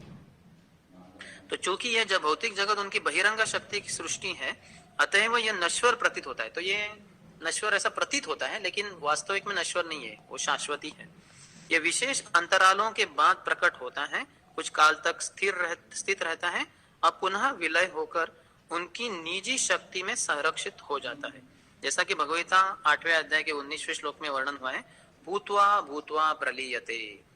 ये बार बार प्रकट होता है, रहता है, मिट जाता है। जैसे हम सब शरीर देख रहे हैं, अभी पूरे जगत की लोक संख्या कुछ तो 800 करोड़ है, तो ये 800 करोड़ जैसे मटके बनाए गए हैं। हम देखते हैं मटके, कुम्हार होता है, वो मिट्टी लेता है, उसको गीला करता है, उसको सॉफ्ट करता है। जैसे हम आटे से चपाती बनाते हैं, वैसे ही कुम्हार वो फिर वो एक चक्के के ऊपर रखता है, चक्के को घुमाता है और उसको आकार देता है, अच्छे से घड़ा बनाता है, फिर घड़े को सुखाने के लिए रखता है सूर्य प्रकाश में इत्यादि, फिर वो अच्छा घड़ा बन जाता है, बाजार में मार्केट में बेचा जाता है, लोग खरीद के अपने घर में लेके आते हैं। तो वो मटके की रचना की, वो रहता है, उसमें पानी रहता है, लोग पीते हैं गर्मी के दिनों में, और कुछ समय के बाद वो फूट जाता है तो लोग फेंक देते हैं, फिर से मिट्टी में मिल जाता है। वो मिट्टी से बना घड़ा कुछ समय के लिए रहा, मटके के रूप में इस्तेमाल किया ठंडा पानी पीने के लिए, बाद में वो मिट्टी में ही मिल गया। उसी तरह से हम सबके जो शरीर है वो भी ये भौतिक संसार से, पंच महाभूत से बनते हैं। 800 करोड़ लोक संख्या है, ये टिके हुए हैं, बाद में ये सब नष्ट हो जाएंगे। जो 800 करोड़ आज की लोक संख्या है, आज के तारीख में, आज से 150 साल के बाद ये 800 करोड़ में से कौन जीवित रहेगा? एक भी जीवित नहीं रहेगा। ये सब नाश हो जाएगा, यानी शरीर नाश हो जाएगा, आत्मा का तो कभी नाश होता नहीं। तो कहते हैं कि किंतु उनकी अंतरंग शक्ति की सृष्टि आध्यात्मिक जगत भौतिक जगत की तरह नश्वर न होकर नित्य है और दिव्य ज्ञान ऐश्वर्य शक्ति बल सौंदर्य तथा यश से पूर्ण है। तो भगवान कहते हैं यश सर्वेषु भूतेषु नश्यस्सु न विनश्यतु वनश्यति। ये संसार का जब नाश हो जाता है जगत का, तब वो जो संसार है उसका कभी नाश नहीं होता, वो हमेशा कायम रहता है, वो हमेशा टिका रहता है। तो भगवान की अंतरंग शक्ति के अंतर्गत आध्यात्मिक जगत है, गोलोक वृंदावन है या वैकुंठ जगत है, उसका कभी नाश नहीं होता। भगवान की शक्तियों की ऐसी अभिव्यक्तियां शाश्वत होती है और निर्गुण कहलाती है, अर्थात वे भौतिक प्रकृति के समस्त गुणों के प्रभाव से यहाँ तक कि सत्वगुण से भी मुक्त होती है। तो भगवान का जो अंतरंग शक्ति है या आध्यात्मिक जगत है, वहां न तो तमोगुण का प्रभाव है, न तो वहां रजोगुण का प्रभाव है, और सत्व गुण का भी प्रभाव नहीं है। वहां सिर्फ शुद्ध सत्वगुण ही रहता है। सत्वम विशुद्धम वसुदैव शब्दितम, उसको वसुदेव भी कहते हैं, क्योंकि वसुदेव से ही कृष्ण वासुदेव आते हैं। तो उसी तरह से शुद्ध सत्वगुण से ही पूरा आध्यात्मिक संसार बनता है। ये शुद्ध सत्वगुण के अंतर्गत ही अंतरंग शक्ति वगैरह, इसका ही संधिनी संवेद लाधिनी ये शक्तियां हैं। तो ये शाश्वत रहती है। ये संसार भी मिट जाए, महाविष्णु के शरीर में प्रवेश हो जाए, फिर भी वो संसार हमेशा कायम रहता है। आध्यात्मिक जगत भौतिक सत्व से भी दिव्य है, अतः अपरिवर्तनीय है। यहाँ काल के प्रभाव से सब परिवर्तन होते रहते हैं। आप सब देख सकते हैं हमारा शरीर, जो आप में से जो 40-50 साल के जब जवान थे, 20 साल के थे, 15 साल के थे, तो चमड़ी बहुत ही सुंदर मुलायम सॉफ्ट थी और बहुत ही चमकीली थी। अभी तक 40 साल के हो गए, 45 साल के हो गए, तो चमड़ी में देखते हैं कि वो सौंदर्य नहीं रहा, परिवर्तन हो गया, दृष्टि हमारी थोड़ी अधू हो गई, कम हो गई, शारीरिक शक्ति कम होती जाएगी। जैसे बच्चा बचपन से जवानी तक जाता है तो शारीरिक शक्ति बढ़ती जाती है, फिर कुछ समय के लिए वो रहती है, फिर बाद में धीरे धीरे धीरे धीरे धीरे ये शारीरिक शक्ति क्षीण हो जाती है, कम हो जाती है। परिवर्तन ये इस संसार का नियम है, क्योंकि काल का प्रभाव है। लेकिन उस संसार में, आध्यात्मिक संसार में काल का प्रभाव नहीं है।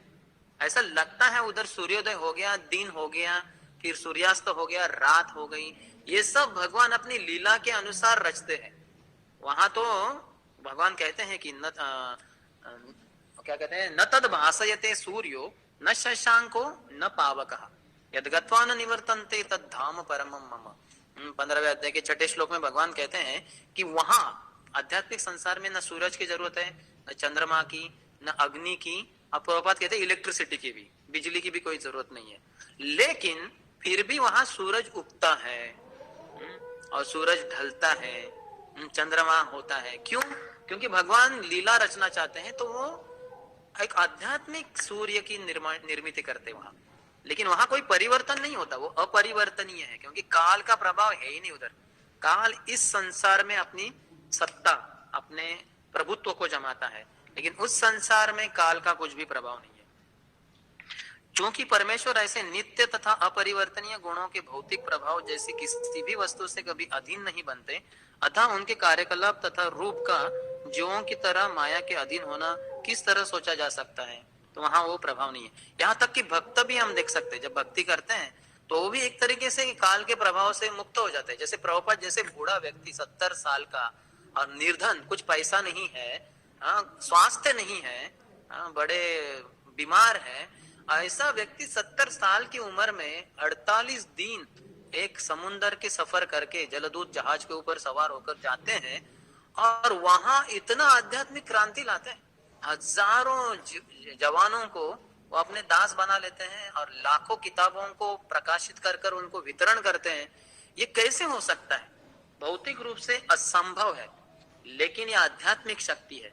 भगवान की आध्यात्मिक शक्ति इतनी शक्तिशाली है कि उसमें काल का प्रभाव दखल अंदाजी नहीं कर सकता, उसमें हस्तक्षेप नहीं कर सकता। तो प्रभुपाद आगे कहते हैं, एक जादूगर या बाजीगर अपने कार्यों तथा कलाओं से अनेक चमत्कार प्रदर्शित करता है। हम जादूगर को भी देख सकते हैं, प्रभुपाद बता रहे, वो अपनी जादूगरी से गाय बन सकता है, वो खुद ही गाय बन जाता है जादूगर, फिर भी वो गाय नहीं होता, किंतु साथ ही जादूगर द्वारा प्रदर्शित गाय उससे भिन्न नहीं है। वो गाय भी बना है लेकिन गाय भी नहीं है, क्योंकि ओरिजिनली वो मानव है। इसी तरह भौतिक शक्ति भगवान से भिन्न नहीं है, क्योंकि यह उन्हीं की उद्भास है, किंतु उसी के साथ शक्ति की यह अभिव्यक्ति भगवान नहीं है। तो भगवान की शक्ति भगवान है, लेकिन भगवान नहीं भी है। जैसे श्रील रूप गोस्वामी पाद ने बहुत सुंदर ग्रंथ लिखा है, भक्ति रसामृत सिंधु, लेकिन सभी जो ग्रंथ लिखे हैं उनका जो हैंड राइटिंग था, हस्ताक्षर इतना सुंदर, चैतन्य महाप्रभु ने जब उनके हैंड राइटिंग को देखा, कहे ये तो मोतियों की माला ही है मानो। मोती कितने सुंदर होते हैं, चमकते हैं, सुंदर दिखते हैं। तो उसी तरह से जो श्रील रूप गोस्वामी का जो हैंड राइटिंग है बहुत ही सुंदर है। तो आप वो हैंड राइटिंग देखोगे, हस्ताक्षर, तो आपको रूप गोस्वामी की याद आ जाएगी। लेकिन रूप गोस्वामी उससे भी अलग है, वो हैंड राइटिंग रूप गोस्वामी नहीं है, लेकिन उनकी याद दिलाएगा क्योंकि उनकी हैंड राइटिंग है। तो उसी तरह से भगवान की शक्तियां भगवान से भिन्न भी है, लेकिन अभिन्न भी है। शक्तिमान से ही शक्ति आती है। जैसे बजाज के आप स्कूटर देखते हो तो तुरंत मिस्टर बजाज की याद आ जाएगी, लेकिन मिस्टर बजाज वो स्कूटर नहीं है, लेकिन एक तरीके से उनकी शक्ति है, उनका फाइनेंशियल कैपेसिटी, मैन्युफैक्चरिंग जो शक्ति है, उसके द्वारा वो स्कूटर बनी हुई है। तो इसलिए वो स्कूटर को देख के आपको बजाज की याद भी आती है, लेकिन मिस्टर बजाज जो व्यक्ति है वो अलग भी है।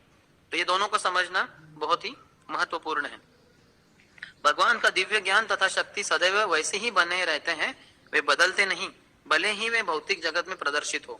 जैसा कि भगवद गीता में कहा गया है, भगवान अपनी अंतरंग शक्ति द्वारा पृथ्वी पर अवतरित होते हैं, अतएव भौतिक प्रकृति के गुणों द्वारा उनका कलुषित, परिवर्तित या अन्यथा प्रभावित होने का प्रश्न ही नहीं उठता। भगवान कभी कलुषित नहीं होते। अब हम भौतिक संसार में जाते हैं, जैसे बाहर शाम के समय पोल्यूशन बहुत रहता है, प्रदूषण, तो जाएंगे तो आप देखेंगे ऐसा शरीर ऐसा निकालेंगे, आप देखेंगे आपके हाथ में काली माँ दिखाई देगी। क्यों? क्योंकि जो प्रदूषण है, कार्बन मोनोऑक्साइड, वो जो बहुत धुआं आता है बाहर, स्कूटर से हो, टू व्हीलर से हो, फोर व्हीलर से हो वगैरह, वो सब आसमान में जाता है पूरा वातावरण में, और आपके शरीर के ऊपर भी छा जाता है। ऐसे करेंगे तो काला काला दिखाई देगा। बड़े बड़े शहरों में दिखता है, बॉम्बे, पुणे, कोलकाता में आपको ये दिखाई देगा। तो आप कलुषित हो जाते हैं इस संसार में जाने से। या कहीं गटर में गिर गए तो गटर का पानी पूरा शरीर को लग गया, कपड़े गंदे हो गए। लेकिन भगवान इस संसार में जब चलते हैं, घूमते हैं, फिरते हैं, कार्यकलाप, अपनी लीलाओं को रचते हैं, कभी भी कलुषित नहीं होते, क्योंकि भगवान दिव्य है। उनका शरीर भी आध्यात्मिक है, चिन्मय है। भगवान अपनी अंतरंग शक्ति के द्वारा सगुण है, किंतु साथ ही वे निर्गुण है, क्योंकि वे भौतिक शक्ति के संपर्क में नहीं रहते। तो भगवान आध्यात्मिक शक्ति के साथ प्रकट हुए तो गुणों का प्रदर्शन करते हैं, लेकिन सत्वगुण, रजोगुण, तमोगुण का नहीं। भगवान के अनेक 64 गुण है, वो किसी भी प्रकृति के चंगुल में नहीं फंसते। तो उस तरह से है। और भगवान निर्गुण है, क्योंकि भौतिक गुण नहीं है उनमें, आध्यात्मिक गुण है, इसलिए उनको निर्गुण भी कहते हैं। इसका अर्थ ये नहीं कि उनमें गुण नहीं है। जो निर्विशेषवादी होते हैं, मायावादी होते हैं, वो कहते हैं भगवान में कुछ गुण है ही नहीं। भगवान में कितने गुण है? 64 गुण है, हमारे आचार्य और शास्त्रों में बताए गए हैं। क्योंकि वो भक्ति शक्ति के संपर्क में नहीं रहते। कारागार के प्रतिबंध उन बंदियों पर लागू होते हैं जो राजा के कानून द्वारा दंडित किए गए होते हैं, किंतु राजा कभी भी कानून की ऐसी जटिलताओं का द्वारा प्रभावित नहीं होता, भले ही वो अपनी सदिच्छा से कारागार का दौरा करे। कभी कभी राजा हो या प्रेसिडेंट हो, वो कारागृह में जा सकता है, वो घूमेगा, वो परीक्षण करेगा, सर्वे करेगा, उसको सब जो पुलिस वगैरह है वो सब बताएंगे, सर ये ऐसा होता है, यहाँ इतने बंदी हैं, यहाँ इनके लिए खाने के लिए व्यवस्था है, ये उनके लिए कपड़े होते हैं वगैरह। यो जैसे कारागृह में बंदी घूमते हैं, वैसे प्रेसिडेंट या प्राइम मिनिस्टर भी घूम रहा है, लेकिन दोनों में जमीन आसमान का अंतर है। प्रेसिडेंट ऐसे ही विजिट के लिए गया है, थोड़े 1-2 घंटे के बाद वो बाहर चला जाएगा कारागृह से, लेकिन जो बंदी है वो कारागृह से बाहर नहीं जा सकते हैं, वो सब बंदी है। पुलिस ने उनको पकड़ के रखा है, उन्होंने कुछ जुल्म किया है, कुछ पाप किया है, तो गुनाह किया है, इसलिए वो वहां फंसे हुए हैं। तो उसी तरह से हम सब भौतिक संसार में फंसे हुए हैं। भगवान जब आते हैं, जैसे राजा आते हैं बंदी गृह में, वैसे भगवान आते हैं, लेकिन भगवान कभी भी जो बंदी लोग रहते हैं उनके समान नहीं रहते, वो तो स्वतंत्र है, हमेशा वो स्वतंत्र रहते हैं। विष्णु पुराण में भगवान के षडैश्वर्यों को उनसे अभिन्न बताया गया है। दिव्य ज्ञान, बल, ऐश्वर्य, शक्ति, सौंदर्य तथा त्याग, ये सारे ऐश्वर्य भगवान से अभिन्न है। जब इस जगत में ऐसे ऐश्वर्यों का स्वयं प्रदर्शन करते हैं तो भौतिक प्रकृति के गुणों से उनका कोई संबंध नहीं होता। चिन्ह मात्रत्व शब्द इसकी गारंटी है कि भगवान के कार्यकलाप सदैव दिव्य होते हैं, चाहे वो भौतिक जगत में ही प्रदर्शित क्यों ना हो। जैसे आगे समझिए, कोई करोड़पति है, बिल गेट्स है या मुकेश अंबानी है, समझिए किसी गरीब के झोपड़ी में जाके बैठ गया वो, और उसने पानी पिया, उसके घर में बना हुआ जो कुछ खाना है, सूखी रोटी है, उसने खाई। इसका मतलब क्या ये होता है कि मुकेश अंबानी भिखारी बन गया, गरीब बन गया? वो तो अमीर का अमीर है, वो तो करोड़पति के अरबपति है वो तभी वो उधर से एक चेक साइन करेगा या कुछ तो करेगा, और उसके लिए वहां एक बड़ी मर्सिडीज बेंज आ जाएगी या 10 मर्सिडीज बेंज बाहर आ जाएगी। वो जो गरीब व्यक्ति वो नहीं कर पाएगा, लेकिन मुकेश अंबानी तो अमीर का अमीर ही है। वो अमेरिका में जाए, भारत में जाए, लंदन में जाए, गरीब व्यक्ति के घर में प्रवेश करे, वो तो अरबपति ही रहता है, वो कभी रोडपति या कंगाल नहीं बनता। उनके कार्यकलाप स्वयं उन पूर्ण पुरुषोत्तम के तुल्य हैं। अन्यथा सुखदेव गोस्वामी जैसे मुक्त भक्त उनके द्वारा आकृष्ट न होते थे। इसलिए तो महान भक्त, शुद्ध भक्त, जिनका हृदय इतना शुद्ध है, भगवान के प्रति आकर्षित हो जाते हैं। विदुर ने पूछा कि भगवान के कार्यकलाप किस तरह भौतिक प्रकृति के गुणों वाले हो सकते हैं, जैसा कि कभी कभी अल्पोज्ञों द्वारा गलत आकलन किया जाता है। भौतिक गुणों की नश्वरता भौतिक देह तथा आत्मा के मध्य अंतर के कारण है। बद्ध आत्मा के कार्यकलाप भौतिक प्रकृति के गुणों के माध्यम से प्रदर्शित किए जाते हैं, अतएव वे दिखने में विकृत प्रतीत होते हैं, किंतु भगवान का शरीर तथा स्वयं भगवान एक है, और जब भगवान के कार्यकलाप प्रदर्शित किए जाते हैं तो वे निश्चय ही सभी प्रकार से भगवान से अभिन्न होते हैं। निष्कर्ष यह निकला कि जो लोग भगवान के कार्यकलापों को भौतिक मानते हैं वे निश्चय ही भ्रमित है, इल्यूजन में है, भ्रम में है। तो ऐसे भ्रम से हमें बाहर निकलना है। सत्वगुण, रजोगुण, तमोगुण के प्रभाव से बाहर तभी निकल सकते हैं जब भगवान के जन्म और कर्म, सब ये जो सृष्टि लीला है ये दिव्य है, ये जब समझेंगे तब।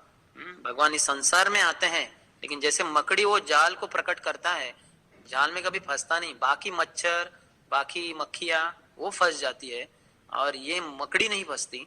उसी तरह से भगवान इस संसार की सृष्टि करते हैं, इसमें प्रविष्ट होते, प्रवेश करते हैं, लेकिन कभी भी इस सृष्टि के अंतर्गत वो वशीभूत नहीं होते। माया भगवान के वश में है, भगवान माया के वश में नहीं है। भगवान मायातीत है, माया के परे है। तो ये आज के श्लोक का, या विदुर जी का जो प्रश्न पूछा जा रहा है मैत्रेय के, इसका यही निष्कर्ष है। भगवान कोई सामान्य जीवात्मा या असामान्य जीवात्मा भी नहीं है, वो पूर्ण पुरुषोत्तम भगवान श्री कृष्ण है। तो उनकी महानता समझना बहुत महत्वपूर्ण है। तभी हम जब ध्यान से करेंगे, भक्तिविनोद ठाकुर जो 4 अनर्थ बताए, अनर्थ निवृत्ति, आप जानते हैं भक्ति में प्रगति होती है, श्रद्धा, फिर साधु संग, फिर भजन क्रिया, अनर्थ निवृत्ति, फिर बाद में निष्ठा, वो सत्वगुण के स्तर पे वगैरह होता है। लेकिन अनर्थ 4 अनर्थ बताते हैं तो उसमें से एक है तत्व विभ्रम, तत्व स्वतत्व विभ्रम, कि मैं ये शरीर हूं, ये एक विभ्रम है, ये भ्रम है, मूर्खता है। लेकिन सामान्यतः हम सब सोचते कि मैं शरीर ही हूं, फिर खाना सोना स्वास्थ्य इसमें ही चिंता करते रहते हैं। तो ये तत्व स्वतत्व विभ्रम है। फिर परतत्व विभ्रम, परतत्व भगवान का जो महानता है, दिव्यता है, उसके बारे में हम भ्रमित हो जाते हैं, सोचते भगवान का शरीर भी पंच महाभूत से बना हुआ है। तो ये भ्रम से बाहर निकलना होगा। भगवान सृष्टि के गुणों के अधीन नहीं है, सत्वगुण रजोगुण तमोगुण के परे है। भगवान शुद्ध सत्व में है। तो ये समझना बहुत ही महत्वपूर्ण। ये समझेंगे तो जब ध्यान से ठीक से कर पाएंगे, क्योंकि तत्व विभ्रम नहीं रहेगा। ठीक है, चर्चा तो बहुत विस्तीर्ण हो सकती है, लेकिन समय की पाबंदी है, तो मैं यहीं पे रुकता हूं और देखता हूं आपका कोई प्रश्न है तो आप अनम्यूट करके पूछ सकते हैं। है किसी भक्त का कोई प्रश्न? হরে কৃষ্ণ, কারো যদি কোনো প্রশ্ন থাকে তাহলে আপনারা হাত উঠাতে পারেন, তাহলে আপনি প্রশ্ন করতে পারেন।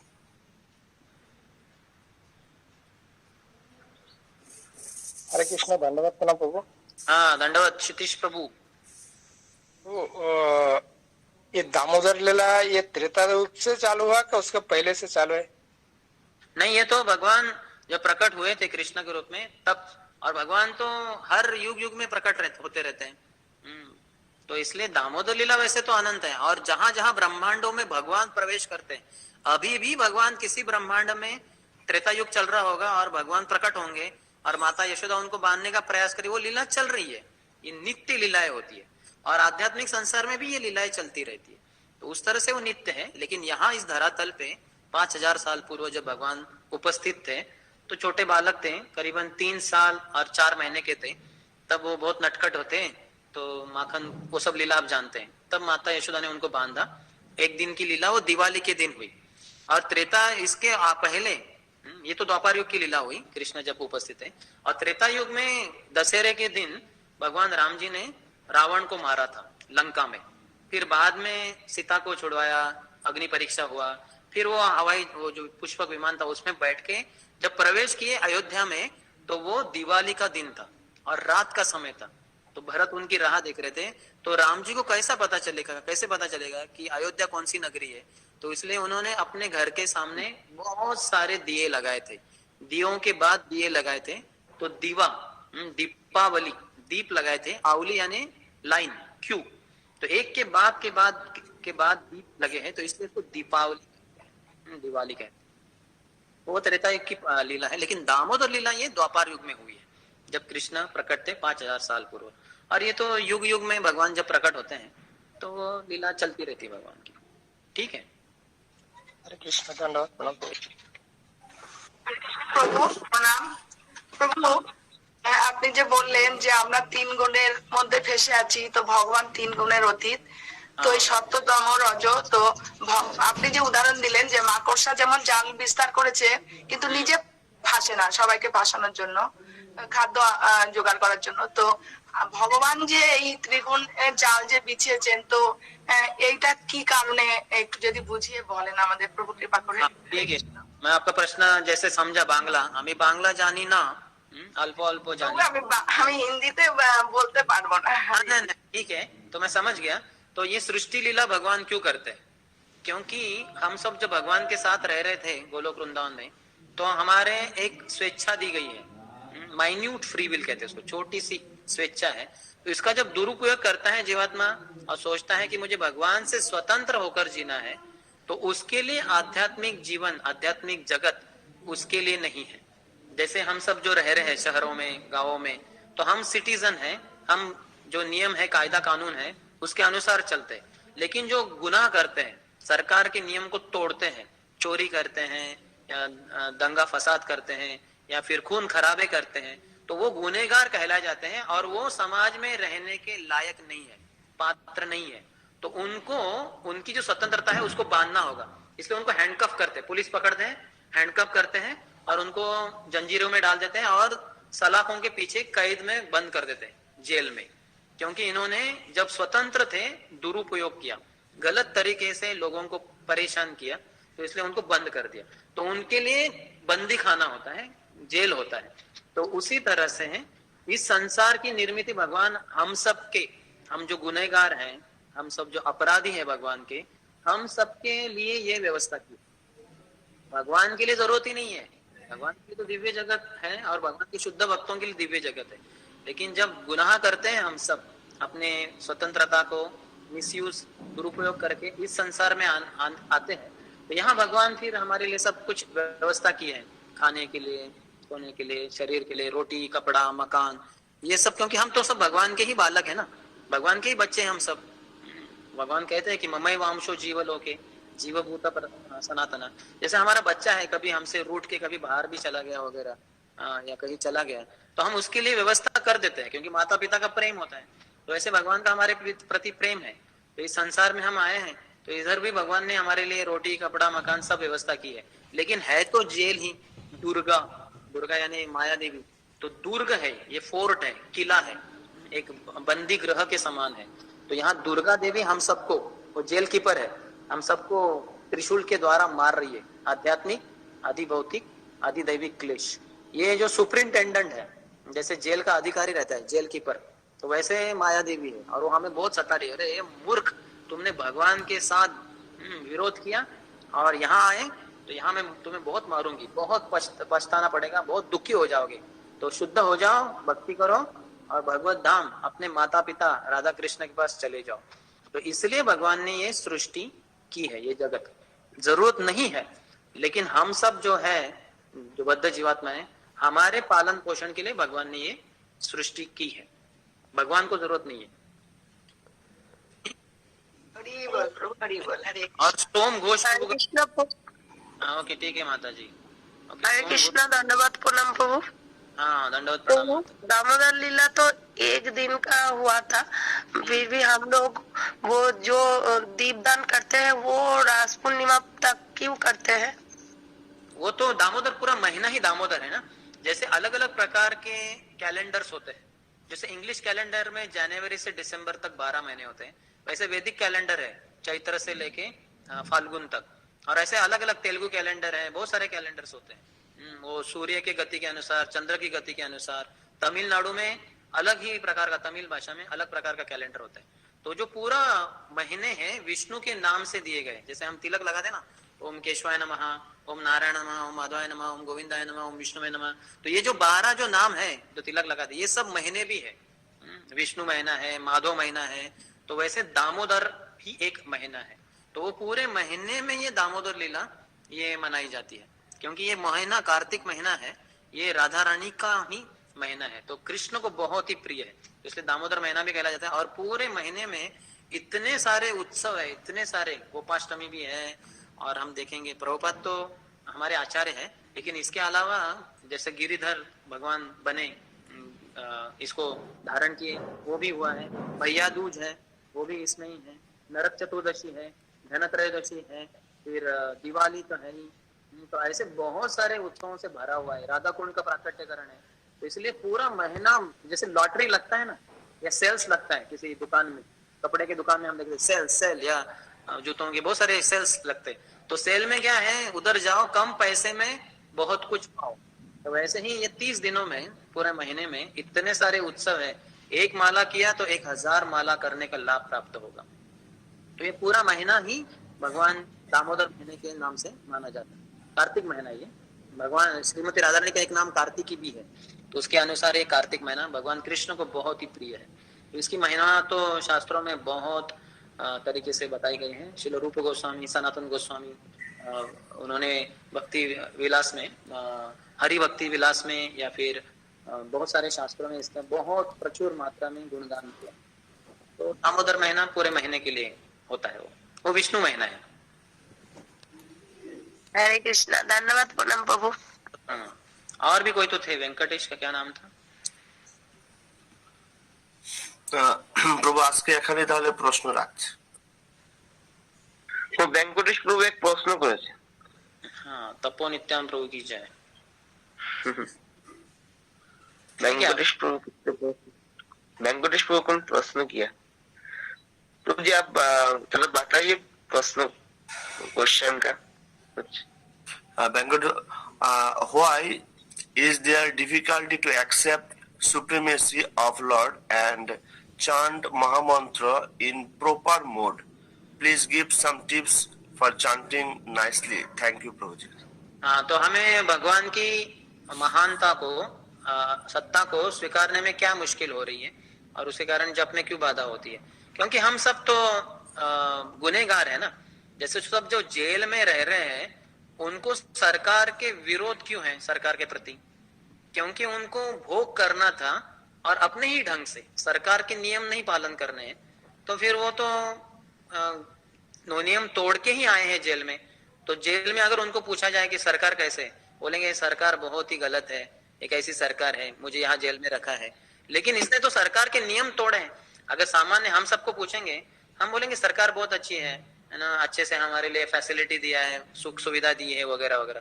लेकिन जो जेल में है वो तो कभी नहीं बोलेगा कि सरकार अच्छी है, वो तो सरकार को ताने देगा, सरकार को गलत बोलेगा। तो वैसे ही जो बद्ध जीवात्मा है वो भगवान की महानता को स्वीकार नहीं करेगा। हम सब इस संसार में आए हैं, हम सोचते कि हम ही सर्वश्रेष्ठ है, मैं बहुत शक्तिशाली हूँ, मैं बहुत बुद्धिमान हूँ। ये राक्षसी बुद्धि है।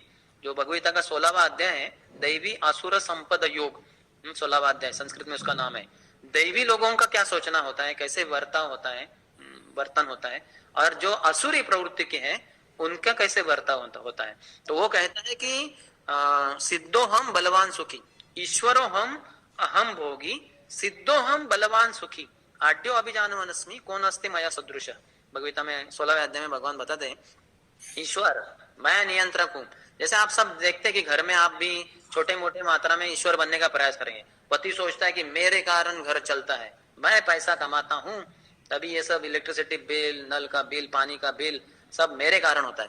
पत्नी सोचती है कि मैं कुकिंग करती हूँ, तब मेरे पति के शरीर में कुछ शक्ति आता है, कुछ काम कर पाएगा वो। बच्चे सोचते हैं कि हम तो अपने माता पिता को अपने शरीर, अपने उंगलियों पे नचा रहे वगैरह। तो हम सब जो है सोचते हैं कि हम नियंत्रक है, ईश्वर हम अहम भोगी, भोग करना है हम सबको, सब संसार मेरे ही भोग के लिए बना हुआ है। तो जहां देखे हम भोग की ही इच्छा करते हैं। रावण तो सबसे बड़ा भोगी, वो तो सभी की पत्नियों को अपनी ही पत्नियां बनाना चाहता था। तो ऐसा तो बहुत ही काम वासना से भरा हुआ हम सबके अंदर भी वो है, छोटे बड़े मात्रा में। तो ईश्वर हम भोगी सिद्धो, मुझ में कितनी सारी सिद्धियां हैं। मैं तो ऐसे कंप्यूटर पे ऐसे काम कर सकता हूँ, मुझे ये प्रोग्रामिंग आता है, मैं कुकिंग अच्छा कर सकती हूँ, मैं अच्छा सा सिलाई कर सकती हूँ, मैं ये कर सकता हूँ, मैं वो कर सकती हूँ, इतना सब सिद्ध हूँ मैं। सिद्धो हम बलवान, मुझ में बहुत शारीरिक शक्ति है, मैं इसको उठा सकता हूँ, उसको उठा सकता हूँ, मैं धनवान हूँ, मैं अपने धन से घर चला रहा हूँ, मैं अपने बच्चे का पढ़ाई करा, दान भी देता हूँ। सिद्धो हम बलवान सुखी, मैं बहुत सुखी हूँ। तो ये सब भोग इच्छा जो है हमारी, तो हम अपने आप को ही ईश्वर साबित करना चाहते हैं। ये फेसबुक वगैरह क्या है, फेसबुक में हम अपना स्टेटस देखते रहते हैं, कितने लोग मुझे देख रहे हैं, कितने मेरे व्यूअर्स हैं यूट्यूब पे वगैरह। ये सब हमारे अहंकार का ही प्रदर्शन है भगवान के विरोध में। इसलिए हम कैसे भगवान को स्वीकार करेंगे, हमसे श्रेष्ठ हैं। हम बड़े मिथ्या अहंकारी हैं, गर्वित हैं, द्वेष भावना से भरे हुए हैं। तो यहाँ तक कि पति को भी पत्नी का कभी कभी द्वेष हो जाता है, पत्नी को पति का द्वेष हो जाता है, या अपने ही परिवार वालों के प्रति द्वेष हो जाता है। कभी कभी भाई दूसरे भाई को मार डालता है, जो प्रॉपर्टी का डिवीजन के संबंध में वगैरह। कभी कभी बच्चे लोग माता पिता को मार डालते हैं। इतना द्वेष से भरे हुए हम लोग हैं। भगवान को इस संसार में जेल में आए हुए हैं, हम सब प्रिजनर्स है, कैदी है हम सब। तो हम कैसे भला भगवान को स्वीकार करेंगे? तो लेकिन जब एक प्रामाणिक गुरु को, जो प्रामाणिक संप्रदाय में, जैसे ब्रह्म माधव संप्रदाय या श्री संप्रदाय, कुमार संप्रदाय, रुद्र संप्रदाय में जो प्रामाणिक परंपरा में भगवान का शुद्ध ज्ञान हम स्वीकार करते हैं प्रणिपात परिप्रश्न सेवा के रूप में, तब जाके हम ये जो हमारा जो गलत हमारे जो अनर्थ है शरीर के अंदर, हृदय के अंदर, वो धीरे धीरे चले जाते हैं। फिर भगवान को महान सोचते हैं और भगवान का गुणगान करते हैं, हरे कृष्ण महामंत्र जप करते हैं, भगवान की आरती करते हैं, भगवान के लिए फूलों से श्रृंगार करते हैं, भगवान के लिए अच्छे कपड़े सिलवाते हैं, भगवान के लिए फेस्टिवल उत्सव मनाते हैं, भगवान को अच्छा भोग खिलाते हैं, सब भगवान के लिए करते हैं। मनमना भव मद भक्तो मध्याजी माम नमस्ते, सब भगवान के लिए, भगवान के बारे में सोचना, मत भक्त भगवान का ही भक्त बनना, मध्याजी भगवान की ही अर्चना करना, माम नमस्कार भगवान को ही नमस्कार करना, सब कुछ भगवान को करते हैं। तब जाके ये जो भक्ति में कार्य करेंगे, तब हम जब ध्यान से कर सकते हैं। क्योंकि भगवान की सत्ता को भगवान की महानता को हम स्वीकार कर रहे हैं और अपनी लघुता को, भगवान महान है, मैं छोटा हूं, ये जितना अंतर ज्यादा है उतना जप करना बहुत ही आसान है। लेकिन जितना मैं सोचता हूं मैं भगवान के समान हूं या मैं भगवान के ऊपर हूं, उतना जप में मुश्किल हो जाएगा। हमारे आचार्य उदाहरण देते हैं चुंबक का, मैग्नेट। जो मैग्नेट के जो पोल होते हैं, नॉर्थ पोल नॉर्थ पोल, तो नॉर्थ पोल और नॉर्थ पोल को साथ में लाते हैं तो मैग्नेट दूर फेंके जाते हैं। वैसे साउथ पोल को साथ में लाएंगे, मैग्नेट दूर फेंके जाते हैं।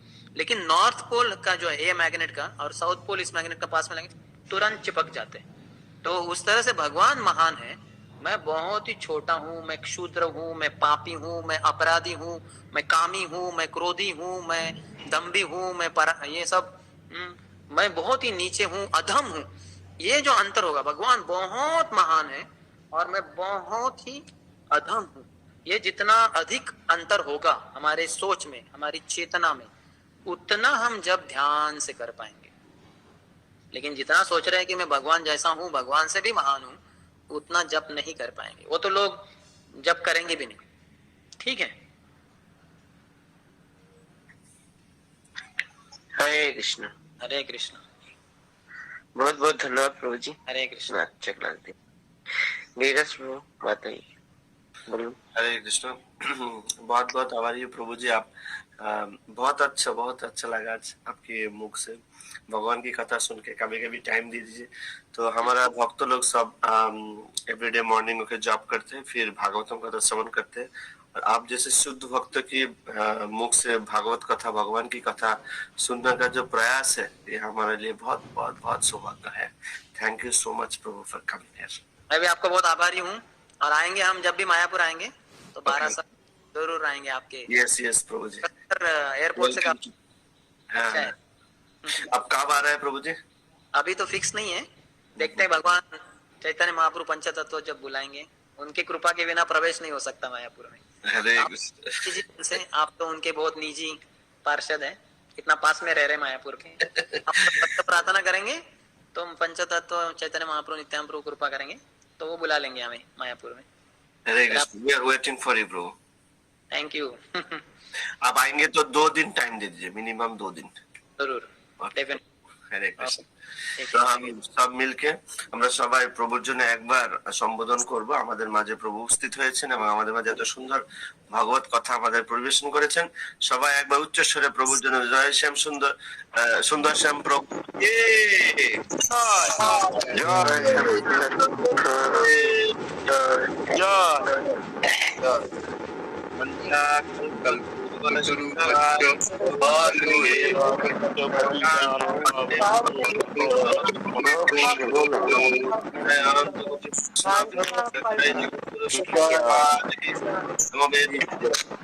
जय गौरव